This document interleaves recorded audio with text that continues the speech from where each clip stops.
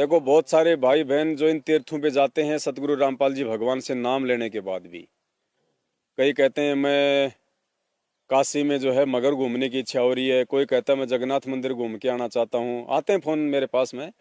कोई कहता है भगत जी मैं छुड़ानी जाना चाहता हूँ, वहां से गरीबदास जी का वो ग्रंथ साहिब लेके आऊंगा। अरे क्यों 5 किलो वजन सिर पे रख के लाएगा अपने फालतू में, जब भगवान ने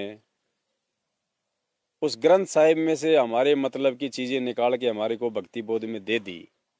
एक एक वाणी इतनी अनमोल है, उसका खुलासा जो किया है परमात्मा ने, क्या जरूरत पड़ेगी, हम क्या समझेंगे हम उस ग्रंथ साहिब को। परमात्मा ने एक सत्संग में बताया कि एक भगत आया मेरे पास में, बोले जी वो वेद मिल जाएंगे आपके पास चारों।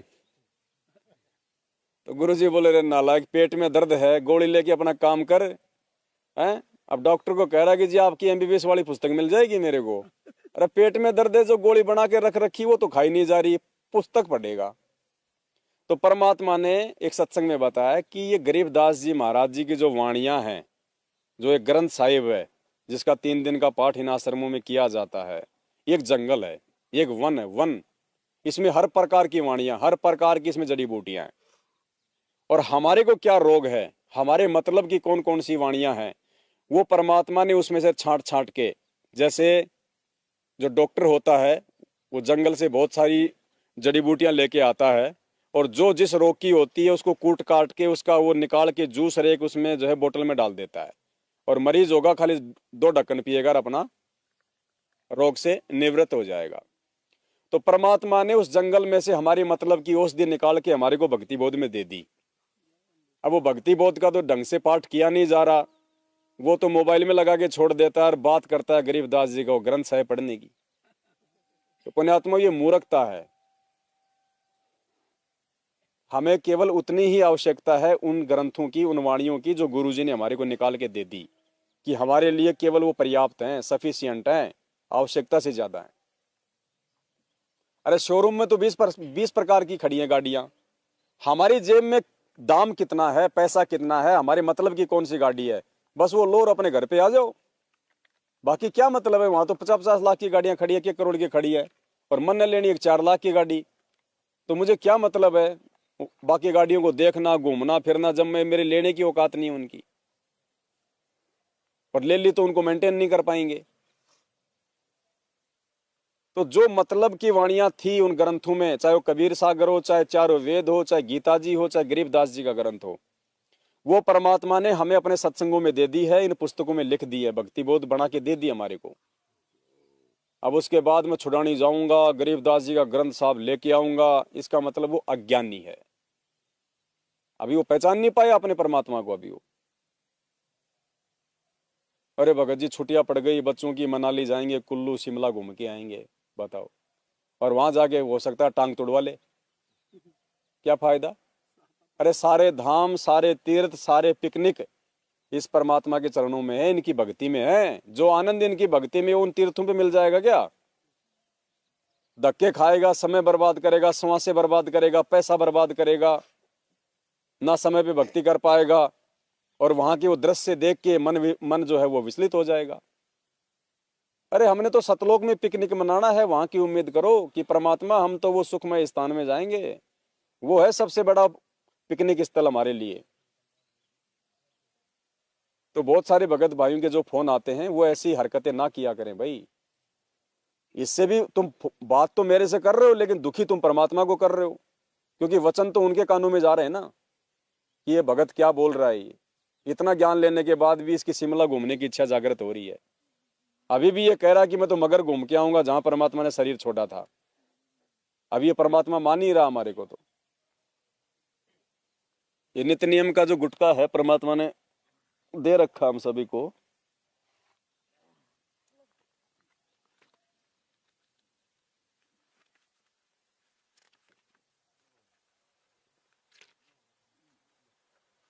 इसमें देखो पेज नंबर है ये 23, पेज नंबर 23, गुरु सेवा महात्म्य।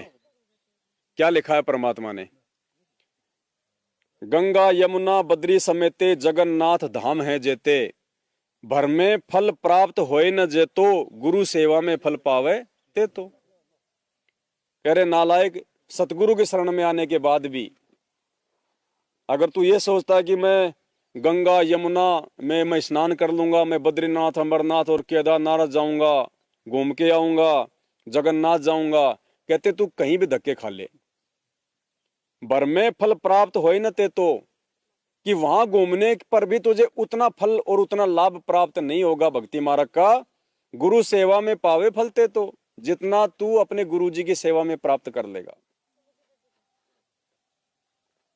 गुरु महात्म को वार न पारा, वर्णे शिव सनकादिक और अवतारा, गुरु को पूर्ण ब्रह्म कर जाने और भाव।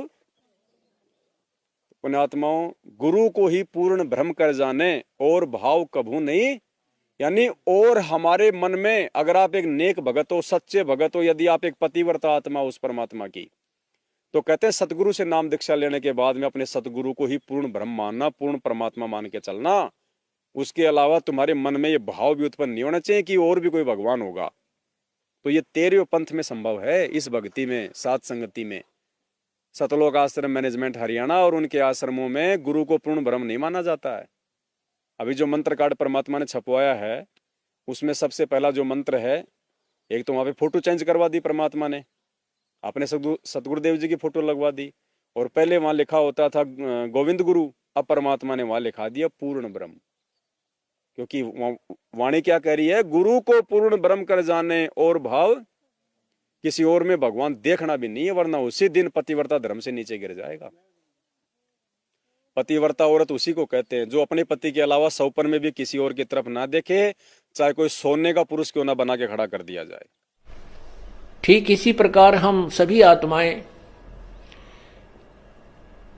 उस एक ही परमात्मा की हैं, वो हमारा पति है, सबका मालिक है।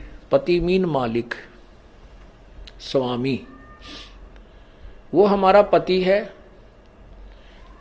और हम जब तक उसमें पतिव्रता की तरह आस्था नहीं बनाएंगे तब तक वो हमारी मदद, हमारी सहायता नहीं पूरी नहीं करेगा।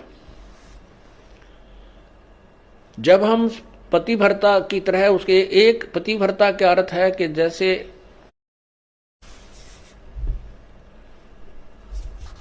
अपने पति के अतिरिक्त किसी भी परपुरुष में आस्था ना हो, चाहे कोई कितना ही खूबसूरत हो, कितना ही धनी हो, चाहे वो कितना ही चटक मटक हो, हमारे मन में दोष नहीं आना चाहिए। और एक अपने पति पर हमने श्रद्धा रखनी चाहिए, उसमें आस्था रखनी चाहिए, तो हम पतिव्रता। पतिव्रता का अर्थ ये भी नहीं होता कि पति के अतिरिक्त सबका अनादर करे, किसी का अनादर नहीं करना। जैसे जेठ जेठानी घर में होते हैं, जेठ है, जेठानी है, देवर देवरानी है, ननंद है छोटी बड़ी, सास ससुर हैं, इन सबको यथोचित सत्कार देना पतिव्रता का प्रथम कर्तव्य है। लेकिन जो समर्पण अपने पति में होता है वो किसी में नहीं हो सकता, नहीं होना चाहिए, तो हम पतिव्रता हैं। तो उस ऐसे ही जब हम कबीर परमेश्वर के चरणों में आते हैं, हमें ज्ञान होता है, तो हम अपने परमेश्वर के अतिरिक्त किसी के से अपनी मनोकामना पूर्णा की तरफ सपने में भी नहीं सोचेंगे, तो हम पतिव्रता है। अब ये गरीबदास जी, दादा गुरु जी, डाडी मोछ वाली फोटो, ये इस भक्ति मार्ग में हमारे लिए आन कसम है। जब पहचान हो गई कि असली कबीर कौन है, गुरु जी कौन है, उसके बाद ये हमारे लिए भगत जी ये आण पुरुष है, गैर पुरुष है हमारे लिए। ये इसका निष्कर्ष है जो गुरु जी हमें समझाना चाहते हैं कि पतिव्रता तुम कौन से दिन बनोगे। अब इन आश्रमों में भोग लगाया जाता है। भोग किसको लगाया जाता है? भगवान को, जिसकी हम पूजा करते हैं, जो हमारा पूज्य है, उसको भोग लगाया जाता है।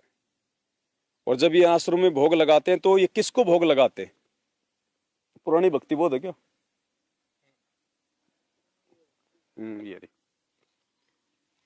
ये पुरानी भक्ति बोध है जो सतलोक आश्रम मैनेजमेंट हरियाणा वाले इसी हिसाब से अपनी भक्ति व्यक्ति करते हैं, जैसी भी वो करते हैं। ये पेज नंबर इसका 74 है, जहाँ पे भोग की आरती का लास्ट का प्रकरण है ये। आज लग्या साहिब को भोग दीन के टुकड़े पानी का। उससे पहले जो ये प्रार्थना करते हैं भोग के लिए कि आओ जी भोग लगाओ जी जीमो जी भगवानों को, जैसे हम अपने पूज्य गुरुदेव जी के लिए अरदास करते हैं ना, ऐसे ही जब ये 3 दिन का पाठ करते हैं और जब ये भोग की आरती करते हैं, भोग लगाते हैं, तो भोग तो पूर्ण परमात्मा को लगाया जाता है। गीता जी का विधान है, शास्त्रों का विधान है। भोग तो और किसी को लगाया नहीं जा सकता, और कोई योग्य है ही नहीं भोग लगवाने के लिए। तो जब ये भोग लगाते हैं उन आश्रमों में, तो सारी तो ये फोटोएं लगाते हैं, गरीबदास जी की भी, डाडी मूछ वाले की भी, फिर डाडी मूछ वाले के चरणों में संत रामपाल जी भगवान की, दादा गुरु जी की, और फिर क्या अरदास करते हैं ये विचार करने की बातें पुण्यात्माओं, कि उन लोगों को भगवान की पहचान हुई या नहीं हुई अभी तक। जब ये भोग लगाने के लिए अरदास करते हैं तो ये किसको अरदास करते हैं, क्या बोलते हैं? सत्य पुरुष रूप बंदी छोड़ कबीर साहिब व उन्हीं के अवतार बंदी छोड़ गरीबदास जी महाराज, आपका भोग प्रसाद तैयार है, आप अपनी पवित्र रसना से इसे पवित्र तथा स्वीकार कीजिए। संत रामपाल जी का तो नाम ही नहीं है कि आपका भोग प्रसाद आपका तैयार है। अरे असली भगवान जो मतलब जिंदा रूप में धरती पे प्रकट है, आंखों के सामने है, जिस भगवान ने ज्ञान दिया, नाम दिया। अब नाम डाडी मूछ वाले ने दिया क्या हमारे को? सत्संग डाडी मूछ वाले ने सुनाए हैं क्या, या फिर गरीबदास जी ने सुनाए आके सत्संग हमारे को? हमारे गुरु जी गरीबदास जी हैं क्या?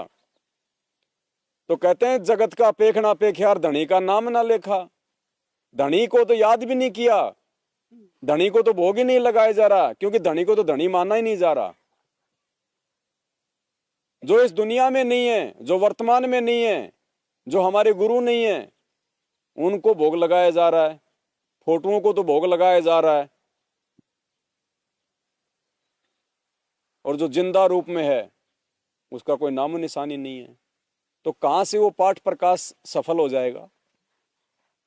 कैसे फायदा मिलेगा उस पाठ का हमारे को? परमात्मा को तो हम भूले बैठे हैं। तो ये 12वें पंथ की है ये भक्ति बोध, ये सतगुरुदेव जी ने छपाई थी दादा गुरु जी के समय।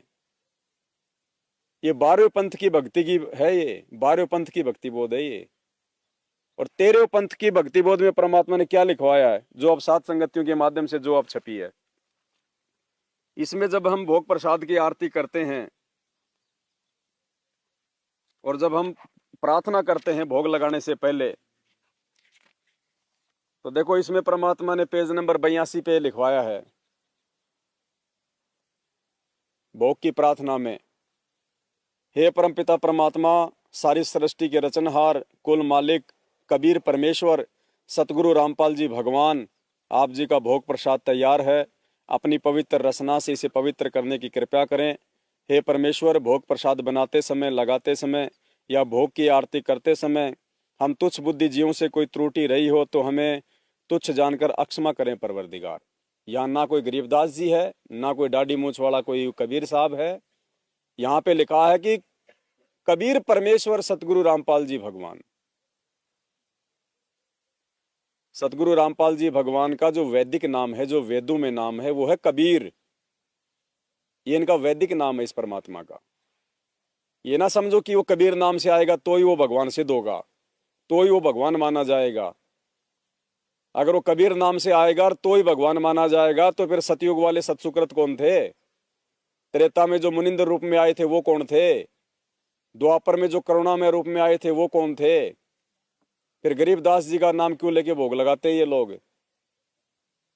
फिर अनामी लोक में जो अनामी पुरुष नाम से बैठा वो कौन है? फिर वो तो कबीर नाम तो है ही नहीं। अगम लोक में जो अगम पुरुष के नाम से बैठा वो कौन है? अलख लोक में जो अलख पुरुष के नाम से बैठा वो कौन है? सतलोक में जो सत्य पुरुष के नाम से बैठा वो कौन है? फिर इसका मतलब कबीर जी तो 650 साल पहले आए थे, बस वही भगवान है, बाकी तो है ही नहीं।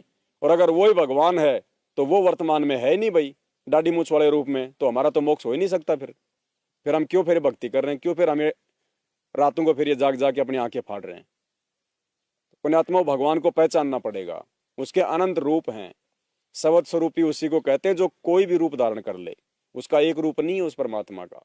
शब्द स्वरूपी उसी को कहते हैं कि उस शब्द से परमात्मा कोई भी रूप अपना धारण कर लेता है, जब चाहे जहां वो प्रकट हो जाता है। सत्संगों में परमात्मा ने स्पष्ट किया हुआ है कि वो परमात्मा सतयुग में सत्सुकृत नाम से आए, त्रेता में मुनिंदर नाम से आए, द्वापर में करुणामय नाम से आए और कलयुग में अपने वास्तविक नाम कबीर देव के नाम से आए। फिर आगे गुरुजी कह रहे कि आगे भी वो परमात्मा आता रहेगा भिन्न भिन्न रूप और भिन्न भिन्न नाम धारण करके। तो वर्तमान में वो परमात्मा संत रामपाल जी का नाम धारण करके आ गया। 350 साल पहले वो गरीबदास जी का जो है नाम और रूप लेके आया था। और हम इनको क्यों भगवान मान के पूजे भाई? जब वर्तमान में पहचान हो गई कि परमात्मा ये है तो हम उनको क्यों पूजे भाई? पूजा तो केवल एक ही करनी है।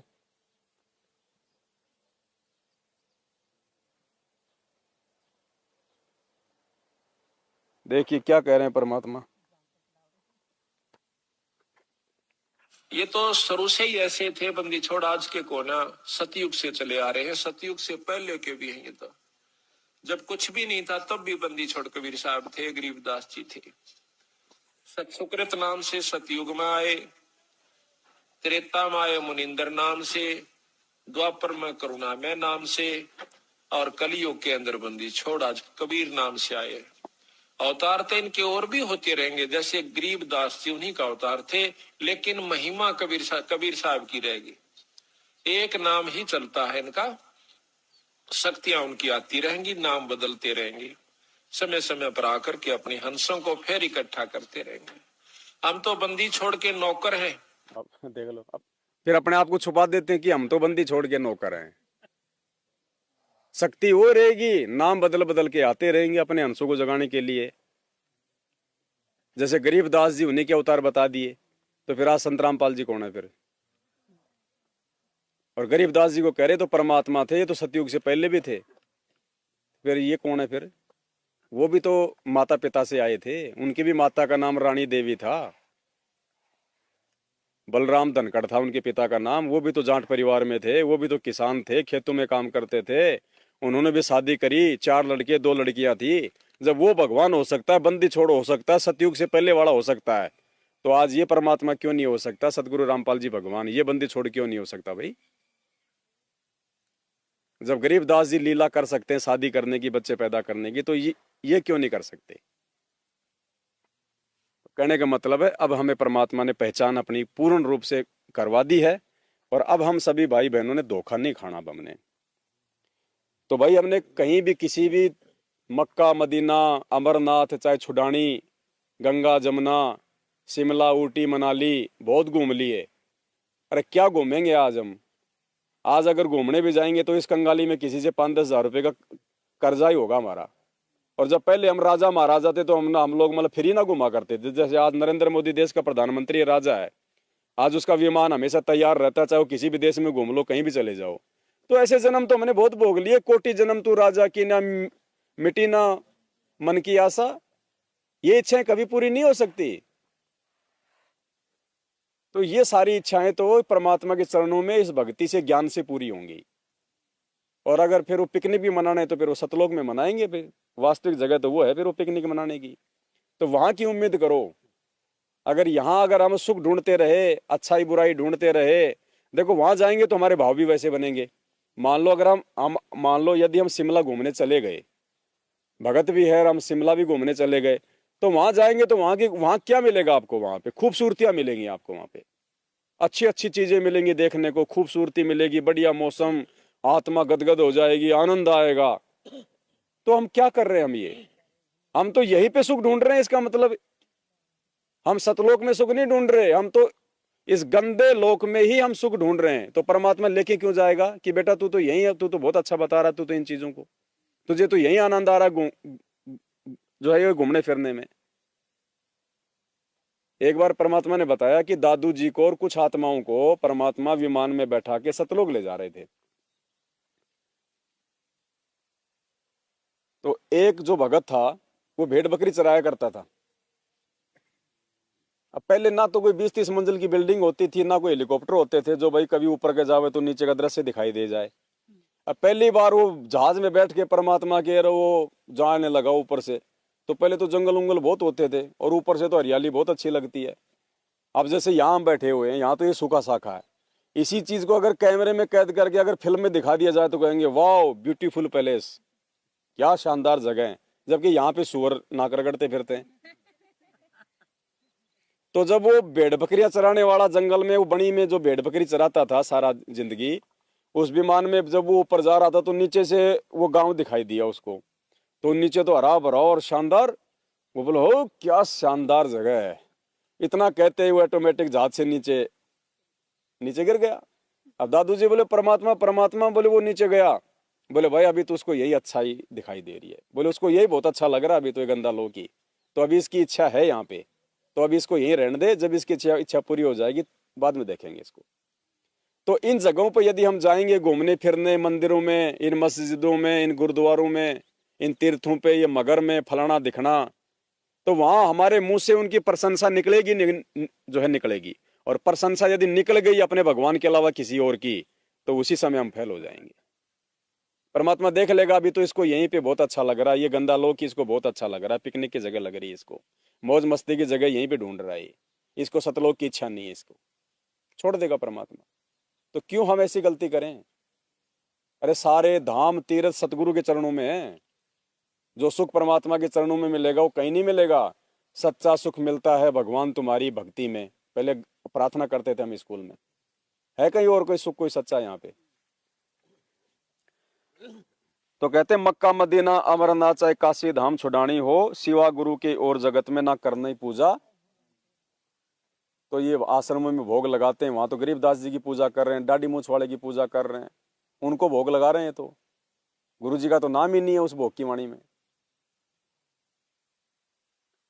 और जबकि वाणी क्या कह रही है, आज लग्या साहिब को भोग दीन के। अब साहिब इनको समझ में नहीं आ रहा कौन है, और उसी वाणी में फिर आगे ये क्या गा रहे हैं, हम विनती करते जी गुरु जी थारे आगे साहिब थारे, गुरु ही साहिब है, गुरु जी थारे आगे साहिब थारे, गुरु को भोग लगा रहे हैं और गुरु का नाम भी नहीं ले रहे कि गुरु जी आपका भोग प्रसाद तैयार है। वो 12वें पंथ की भक्ति है पुण्यात्मा।